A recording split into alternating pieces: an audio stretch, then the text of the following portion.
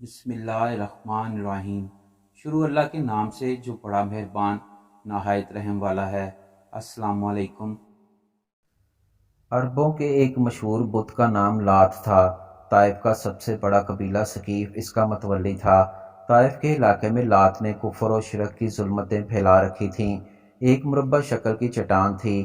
لوگوں کا عقیدہ تھا کہ لات دیوی مرنے کے بعد اس چٹان میں داخل ہو گئی ہے، چنانچہ اس چٹان پر ایک مکان بنا دیا گیا۔ لوگ دور دور سے خیر و برکت کے حصول کے لیے یہاں آتے تھے، اپنی اولاد کے نام بھی اس بت کے نام پر رکھتے تھے۔ یہ بت طائف شہر کے وسط میں نصب تھا۔ 9 ہجری میں ثقیف کا وفد مدینہ طیبہ میں حاصل ہوا۔ اللہ کے رسول صلی اللہ علیہ وآلہ وسلم نے حکم دیا کہ ان کے لیے مسجد کے ایک گوشے میں خیمہ لگا دیا جائے تاکہ یہ قرآن سنیں اور صحابہ اکرام رضی اللہ تعالی عنہ کو نماز پڑھتے دیکھ سکیں۔ یہ لوگ اللہ کے رسول صلی اللہ علیہ وآلہ وسلم کے پاس آتے جاتے رہے اور آپ صلی اللہ علیہ وآلہ وسلم انہیں اسلام لانے کی دعوت دیتے رہے۔ وفد کے سردار نے زناکاری، سود خوری اور شراب نوشی کی اجازت طلب کی اور یہ مطالبہ بھی کیا کہ اللہ کے معبود لات کو نہ توڑا جائے اور انہیں نماز سے معاف رکھا جائے۔ اللہ کے رسول صلی اللہ علیہ وآلہ وسلم نے ان میں سے کوئی بھی بات منظور نہیں کی۔ آخر انہوں نے اپنے آپ کو اللہ کے رسول صلی اللہ علیہ وآلہ وسلم کے حوالے کرتے ہوئے اسلام قبول کر لیا۔ البتہ یہ شرط لگائی کہ لات کو ڈھانے کا انتظام اللہ کے رسول صلی اللہ علیہ وآلہ وسلم خود کریں گے۔ ثقیف اسے اپنے ہاتھوں سے ہرگز نہ گرائیں گے۔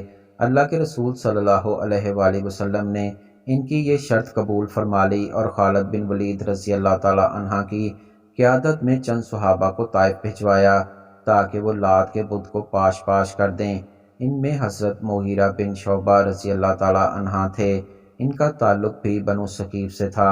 اسلام لانے سے پہلے یہ خود بہت بڑے سردار تھے۔ لات کو گرانے کے لیے انہوں نے کدال اٹھا لی اور اپنے ساتھیوں سے چپکے سے کہنے لگے، میں ذرا ایک جھوٹ موٹ کردار ادا کروں گا، آپ لوگوں کو ثقیف کی خفیف سی حرکت سے ہنساؤں گا۔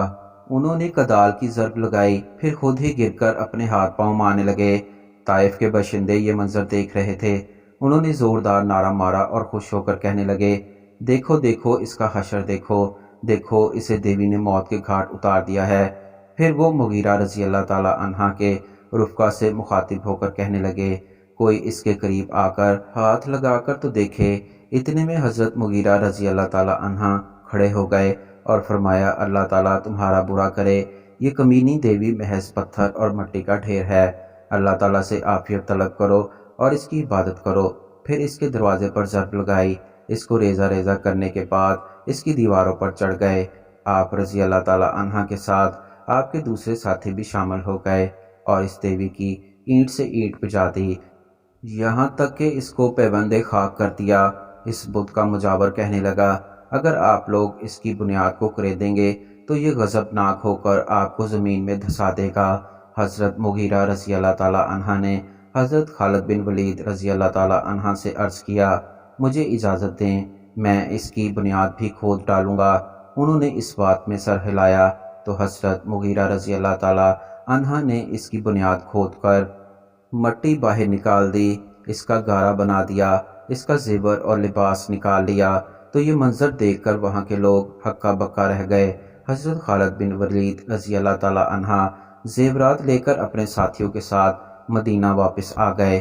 اللہ کے رسول صلی اللہ علیہ وآلہ وسلم نے یہ سب کچھ اسی دن تقسیم فرما دیا اور اللہ کی طرف سے اپنے نبی کی نصرت اور دین کے آغاز پر اس خالق و مالک کی حمد و ثنا کی۔